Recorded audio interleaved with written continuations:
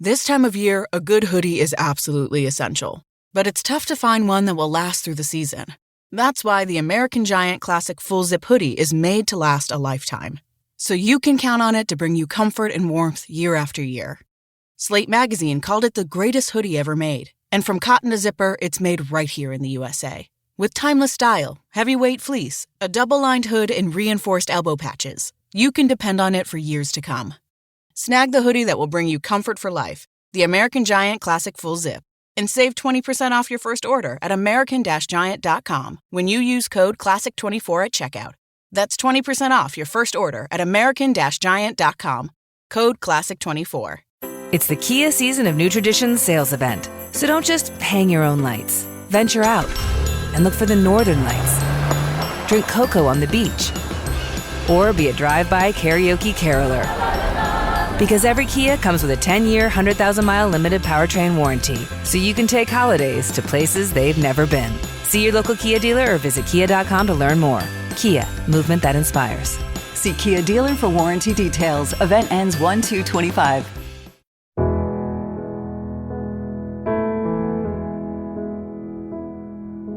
Deconstructed these walls and I found Welcome to the Deconstructionist Podcast. I'm your host, John Williamson, and we have an all-new guest this week.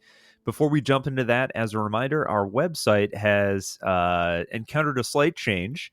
It was www.thedeconstructionists.com. We just made a minor tweak. It is now www.thedeconstructionist.org. So just a slight change from .com to .org. Everything else on the site remains the same. You can still listen to our entire back catalog of episodes, read our blog, link to us on social media, or grab some swag from the web store. All right, on to our guest. This week's guest is columnist and broadcaster Carrie Sheffield. Carrie is a senior policy analyst at Independent Women's Forum and earned her master's in public policy from Harvard University, concentrating on business policy. She earned a BA with honors in communications at Brigham Young University and completed a Fulbright Fellowship in Berlin. Carrie covered Congress for the Hill newspaper and was a founding reporter at Politico. She won a Robert Novak Journalism Fellowship and contributed on political economy at Forbes, wrote editorials for the Washington Times under Tony Blankley, and advised the digital millennial women's site Bustle.com. Carrie has published in the Wall Street Journal, Time, USA Today, CNN Opinion, the New York Times, the Washington Post, CNBC, National Review, the DC Examiner, Newsweek, HuffPost, and the Daily Caller. So basically, Carrie is an absolute killer and has a much longer bio on her website that you should definitely check out at www.carriesheffield.com. And without further ado, here is part one of my interview with Carrie freaking Sheffield. to make exclusion look like love.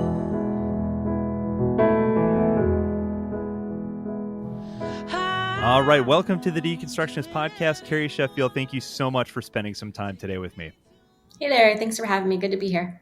Absolutely. Just in the couple seconds we've been recording, I'm already realizing that my laptop was slowly dying based on the last experience I had recording. So this is exciting. You're my first one, like I said before, to record on the new computer. So before we get started, your book is, I'm always very, very impressed with folks who write from such a, personal place, because it's got to be very sort of exposing to put your life story out there. And yet you did so. So what inspired you to write this book? Yeah, thanks for letting me share. And if folks want to see, this is the cover. It's called Motorhome Prophesies, A Journey of Healing and Forgiveness. And you're right that it is a personal book, but the more I have been out there talking about the story, and since it's come out, I really see that in a lot of ways, it's a universal story. And so it helps bring me out of isolation, because that's a big thing when people are dealing with mental illness or abuse, is that the evil one wants to separate you and to draw you away and to make you feel like you're alone, and that your problems are too big for God's grace, too big for any person to help you with them. And those are lies. And so I wrote the book because I want to help people come out of isolation whether it's people who are suffering themselves from mental illness or abuse, or people who have not had that experience but want to support them. I had a gentleman who recently read the book whose wife had grown up in a similar, very abusive kind of fundamentalist Mormon environment as well. And he said, I know so much better now how to love her. He's like, I understand so much better. When she would try to describe things, I couldn't understand her, but now I do. So it's really been wonderful. And I had another, I've had people say when they've read it, like I had a woman from a church, and she's in a wheelchair with muscular dystrophy, and she had suffered with suicidal ideation. And she told me something specific in the book that was meaningful to her. And she was so grateful because she feels trapped quite often in her body, and that the book's been helpful for her. So I just have a lot of stories like that. And so it helps me feel reaffirmed that this was God's will to help others. That's incredible. And what cool, like, unintended, I guess, side effects, I guess, or, like, for lack of a better way to put it, of the book. Like, I'm sure you did not intend for those specific things to occur as a result of writing this book. So that's really cool. Yeah, no, it's really been a blessing, and just having doors open and meeting new people and being able to share the story with just a whole range of people from different states and different backgrounds. And was able to speak to a church of 30,000 people. It's headquartered in Brooklyn. They've got 3 campuses, so it was streamed out on satellite. But it's a predominantly Black church up in Brooklyn, and Denzel Washington goes there. And so they had me sign a book to his wife, Pauletta. So that was kind of fun to write a book to Denzel Washington's wife, which was, never expecting that. And then I also got to go down to Texas and film the Dr. Phil show. And they asked me to sign a book out to Dr. Phil, which was also fun. So it's been a wild ride. Yeah, that's very cool. Well, to kind of get started in your story, really, like, as they say, we got to start at the beginning. And so talk about just, what was so unique about your childhood. And again, you're one of quite a large family. There were 8 kids total. You were one of those 8, and you fall somewhere in the middle there. So talk a little bit about sort of what your childhood was like. Yeah, so the name of the book is Motorhome Prophecies because, like you said, with the 8 children and our 2 parents, all 10 of us were living in the motorhome, which is not very sanitary or fun. It can be fun to take trips, but not to live. And so you're packing people in like sardines. And I say my childhood careened between first world and third world. So sometimes we would have houses. Sometimes we would be back in the motorhome. My mom gave birth to my brother when the family was living in a tent. When I took my ACT exam to go to college, we were living in a shed in the Ozarks with no running water, no furnace, and the winters get down in the 30s down there on average.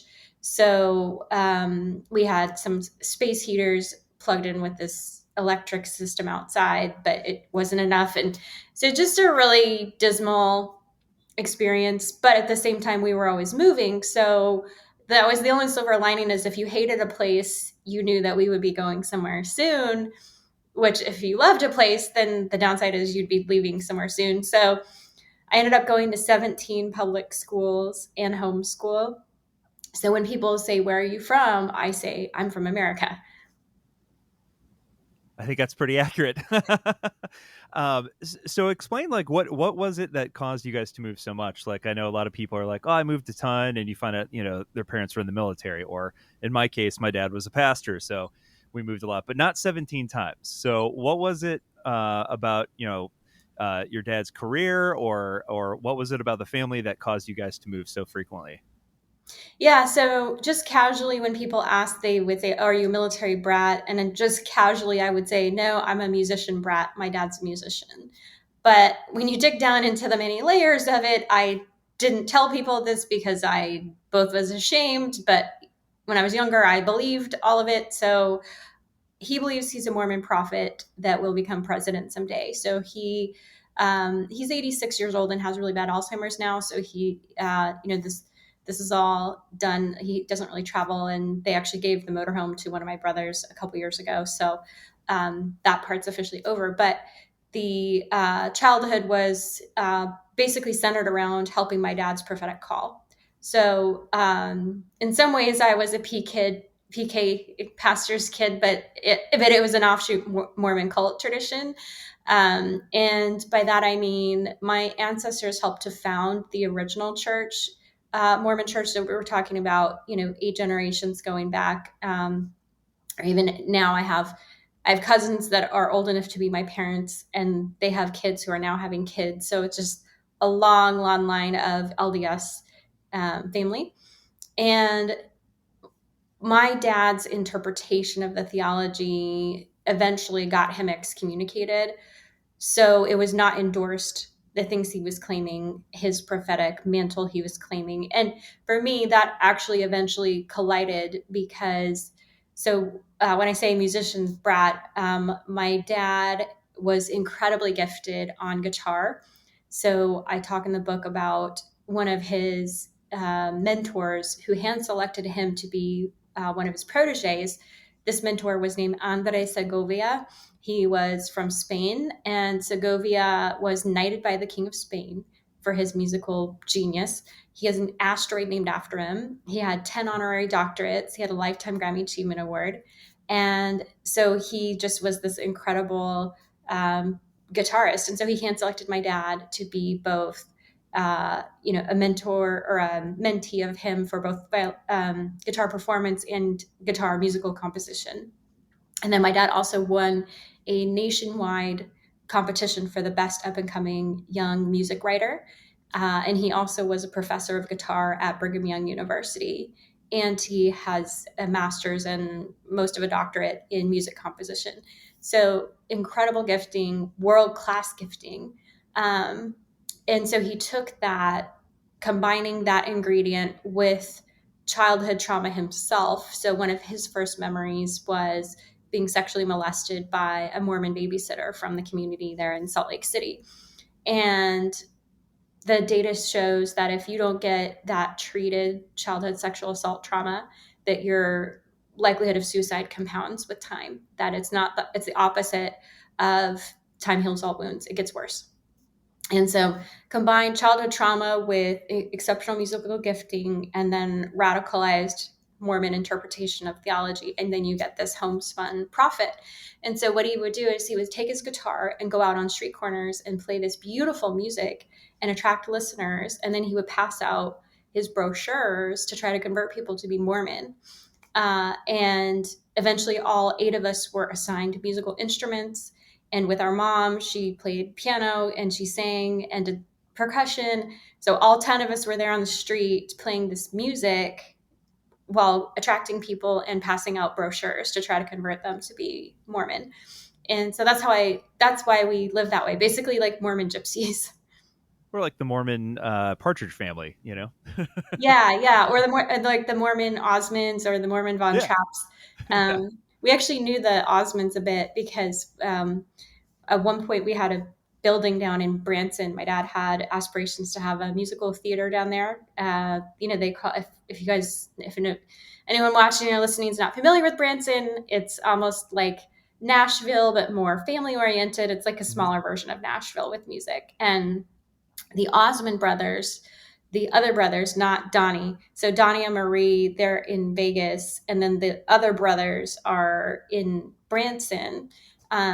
I should look to see if they are now. I actually haven't checked recently. I think they are still. But in any case, Jimmy Osmond, the youngest, was my Sunday school teacher for a little while. Oh, wow.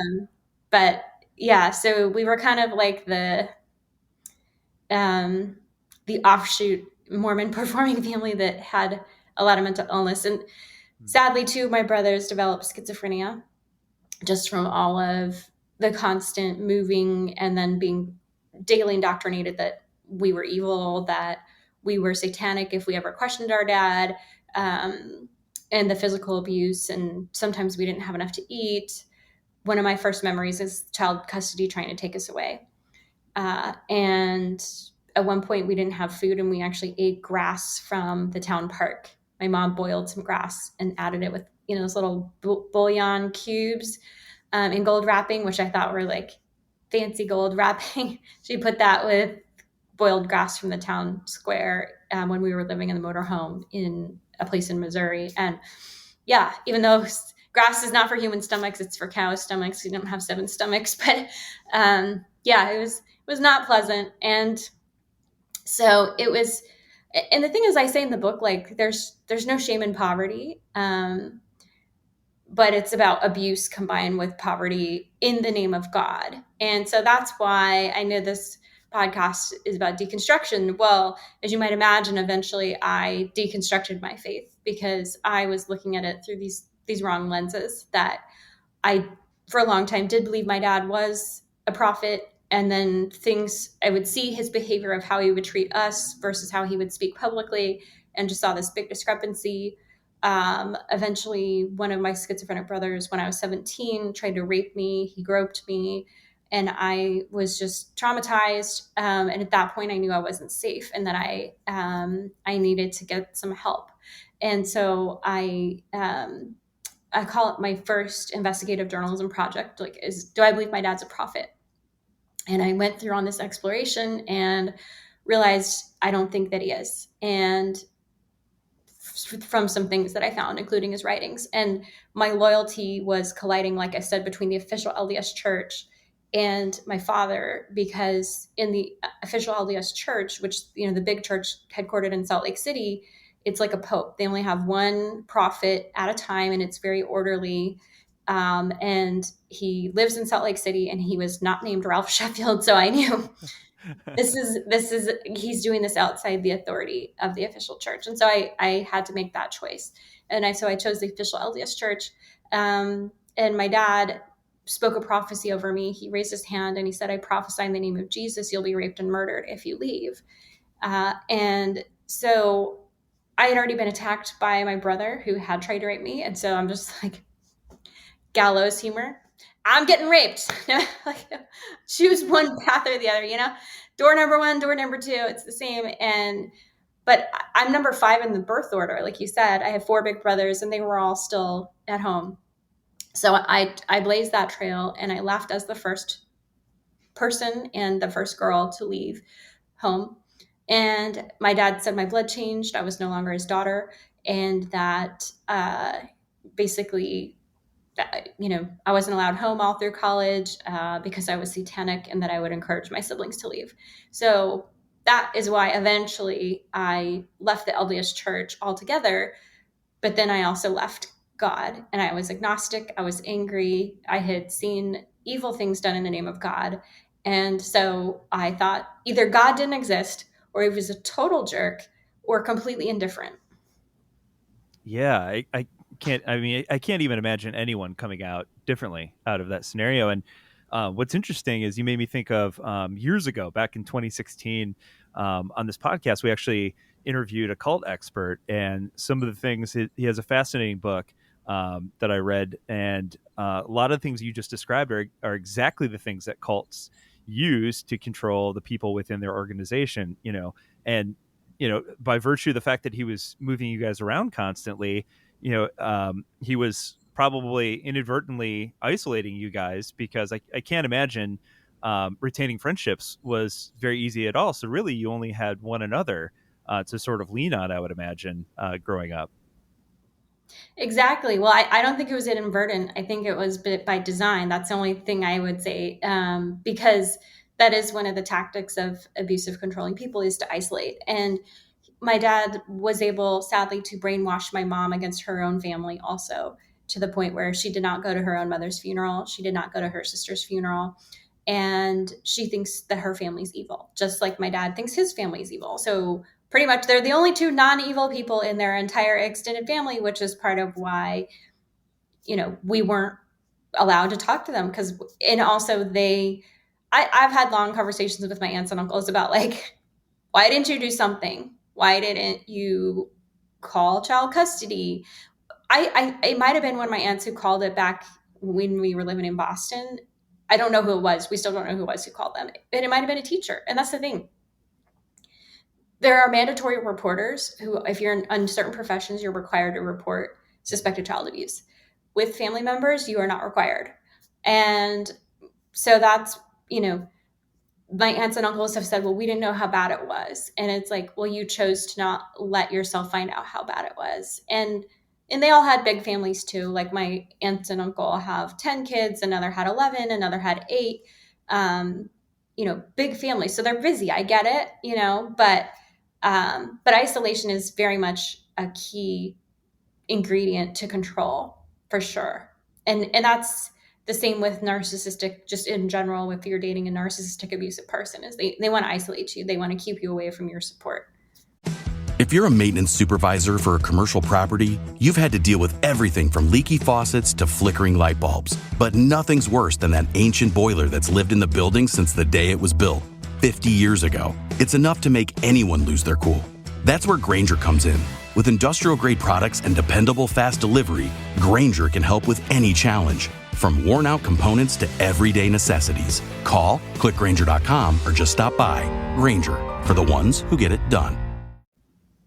Yeah, the tactic of you're repeating this sort of mantra over and over again, that if you leave, you will die, or your life will be in shambles. You can't survive without us, is just yet again another tactic that's commonly used by cults. I mean, so I can only imagine not only like having to pull yourself away or pull yourself out of this horrific situation, but being the first person in the family to do it, and not even being the oldest, being sort of the middle child. How difficult that must have been. How old were you at the time when you started to ask these questions and start to realize that I might have to get out of here?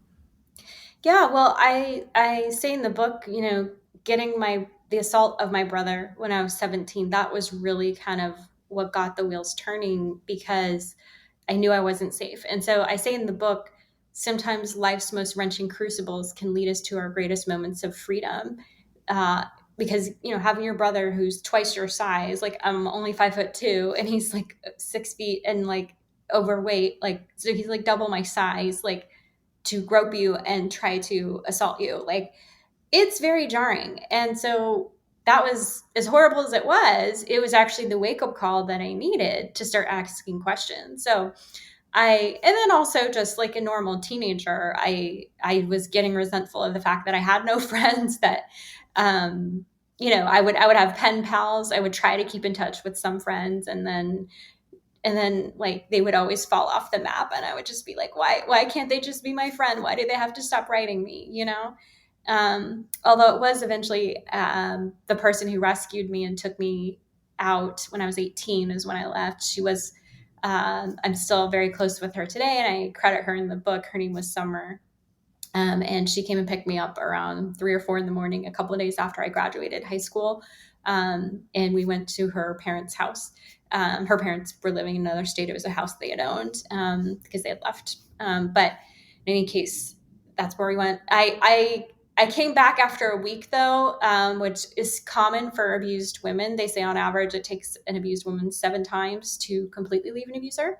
But usually that's more for a romantic partner. So for a daughter, I only ended up leaving twice. And then that second time I left permanently. So, it's hard, and a lot of people say, well, why did you stay with the abuser? And it's like, you can convince yourself of a lot. Yeah, absolutely. So you finally start to ask the questions and question whether or not, your dad really was a problem. And I can only imagine too, like, he's this brilliant musician and he's this parental figure. And so why wouldn't you believe everything that comes out of his mouth? So of course you get a little older and you start to ask these questions and you finally remove yourself from the situation. So like, talk about, because this is the most remarkable thing to me of your whole story, is the fact that not only did you bounce around like a ton, but you went to all these different schools, including a homeschool. I can't even imagine trying to patch together any kind of education when there's no continuity there at all. And yet you go off to college. Yeah. I mean, it was that, in some ways that's like full credit to my mom, in terms of she was the one who would get us enrolled. She was the one who had all our transcripts. She was the one who had our health records. So she was the one who would enroll and unenroll us. That was her domain. And she had an elementary education degree. So she had taught us, we all learned how to read before even going to kindergarten. And that was thanks to her. But looking back now, I see, wow, she was the enabler of this, and she normalized things that should not have been normalized.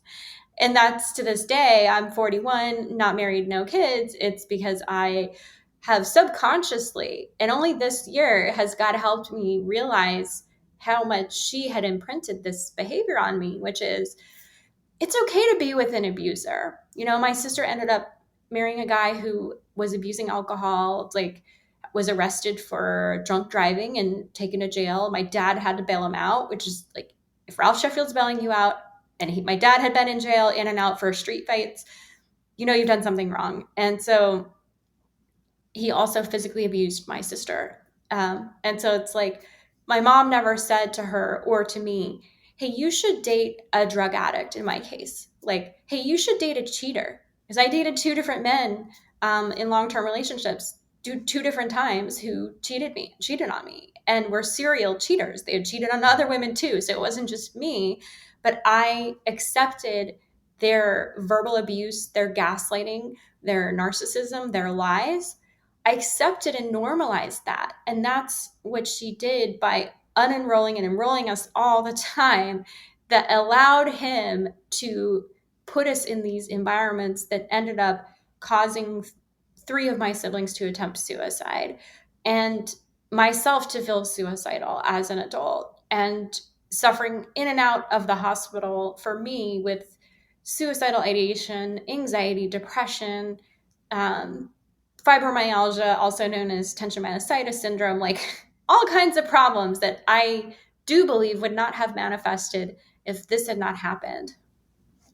Yeah, absolutely. That was actually leading to my next question, which is, you mentioned that, during college, in the aftermath of removing yourself from this toxic environment, that you struggled for a long time. And I mean, I can only imagine, like, there's nobody that could have come out of that environment without some scars, like, just impossible. And so talk a little bit about, like, how did you, like, what were some of the impacts of that situation, first of all, but how did you slowly start to kind of take control of your life, for the first time? Yeah, well, what was interesting is that so part of what I like to call the book, like, I'm like, this book is like my anti-resume. So because I had nobody as a safety net, really, who would have, I did have some aunts and uncles who were very supportive of me once I left, but it was like, I was the one who had to get myself out of there. And, but I still felt an immense pressure, which was all self-induced. And that's the thing about anxiety, is it's not just victim shame, but just to be aware that anxiety is a self-induced state. But I became, my coping mechanism, if you will, to the trauma was my career. So that's really where I leaned in. I focused on academics, got almost a perfect GPA, got a full scholarship to Harvard.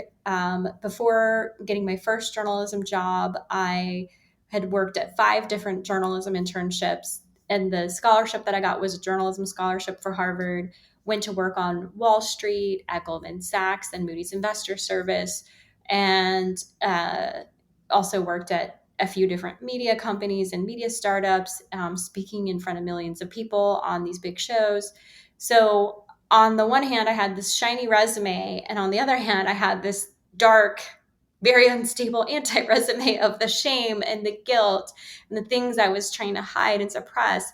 And it all just collapsed and kind of collided in 2019 because I had not learned healthy trauma responses in work environments, and also just behaviors and choices that I made with a startup that I was running. I have a chapter on how that all happened. I let the startup take over my life. I was not running the startup was running me. And ended up losing all my life savings, ended up almost dying from an allergic reaction to a drug they had given me to try to treat the fibromyalgia. So it was just a lot. And that's part of why I wrote the book, is because right now we do have the highest suicide rate since 1941. which is the Great Depression. And so I call what's happening right now the new Great Depression. And we also have the highest depression rate ever and the highest number of suicides ever. So the most recent statistics we have is 2022, almost 50,000 Americans killed themselves, which is almost 17 times the number of people who died on 9/11. And that's every year.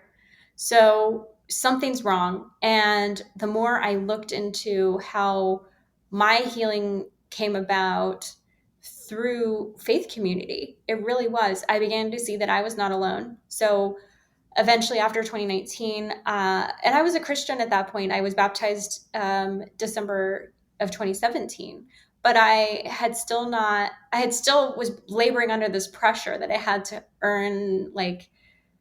earn my self-esteem, or I had to earn the approval of others. I just couldn't just love myself and accept myself. I had to always be working and getting credentialing and things like that. And it's been that journey since then of getting plugged into healthy faith community that has helped me pray through very specific traumas and have that spiritual recovery. And what I found in looking at the data is that overwhelmingly, if you are in faith community, if you're going to services weekly, if you're praying daily, if all of these religious practices, you are, according to Psychiatric Times, they did a literature review of almost 150 studies. 90% of these studies found a strong relationship between low substance abuse and high religiosity. There was a study from Harvard School of Public Health that found if you went to weekly church service, you were 68% less likely to die by suicide, opioid overdose, or drug overdose, or alcohol overdose. As a woman, you were 68% less likely. Men were 33% less likely to die, which is interesting. I have theories on why there's a gender gap, but in any case, both are highly statistically significantly less likely to die. And same thing with the National Bureau of Economic Research. They found states that had higher religious participation had lower suicides. So it's just scientifically, there's overwhelming evidence that faith is good for your brain. It's good for suicidal prevention. It's good for your emotions. And yet the psychologists are literally the most atheist profession. That's according to a Harvard study. So they've done studies on, one study found that psychologists are 61% of them describe themselves as atheist or agnostic. It was, which is totally not the general population. Gallup says that 80% of people do believe in God. So 80% of people believe in God, and 61% of psychologists do not. So there's a collision here. And actually Harvard, so that all these Harvard School of Public Health studies that I'm talking about are coming from this new research team that has devout Christians on the team. And I'm just worried they're going to be canceled, because they did try to cancel one of them for his Catholic faith. But so far, I think they're doing amazing work. And in fact, we're actually, if anyone listening or watching wants to come down here to DC on June 12th, we're hosting an event at the Museum of the Bible called The Bible and Mental Health. And we're bringing in experts. I have one coming from the Harvard Department of Neurology. And then I've got a pretty famous Christian therapist and professor from Baylor is coming in from Texas. And another professor from Catholic University, a sociologist who's done some big survey data on how churches view mental health. And he's going to talk about his data. And so really great lineup, and would love to have people, because again, the science is there. We just have to get the culture to trust the science. Does God have a face? Does he have a body or even a name? If he does he know that I'm alive? Is God even here? Does she care that I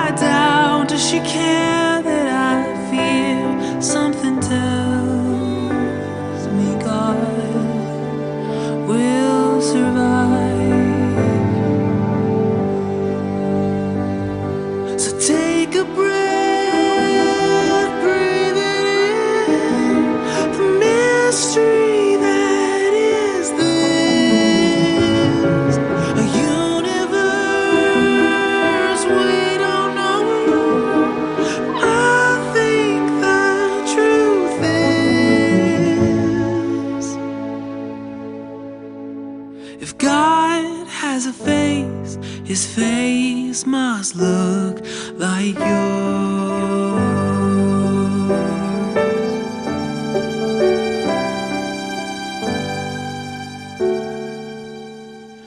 Did God kill his kid? Did he have to have blood before he would forgive? Maybe we made a God that looks like us. Does God know my name? Is the ache in my soul just confined to my brain? Even so, does that mean it's not real? So take a breath, breathe it in, the mystery that is this, a universe we don't know, but I think the truth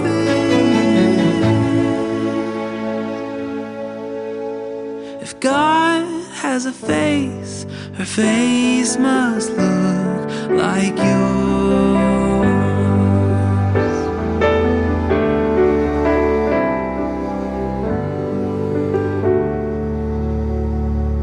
A face like a Tina, an Ahmed or Mildred, a Russ and his husband, Gus and their children. A face like a Kim, a Ted or Tyrone, a Lucy born with an extra chromosome, a Pablo with legs he can't move by himself, a girl born a Daniel who now is Danielle, a Bill H. and even white guy's name Todd. If you have a heartbeat, you are the face of God.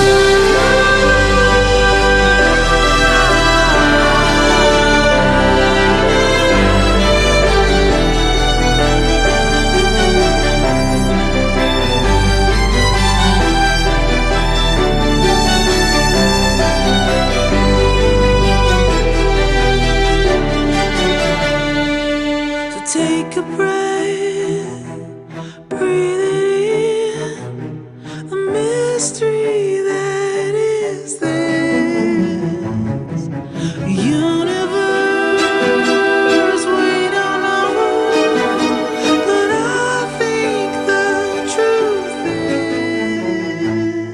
is, if God has a face, her face must look. If God has a face, his face must look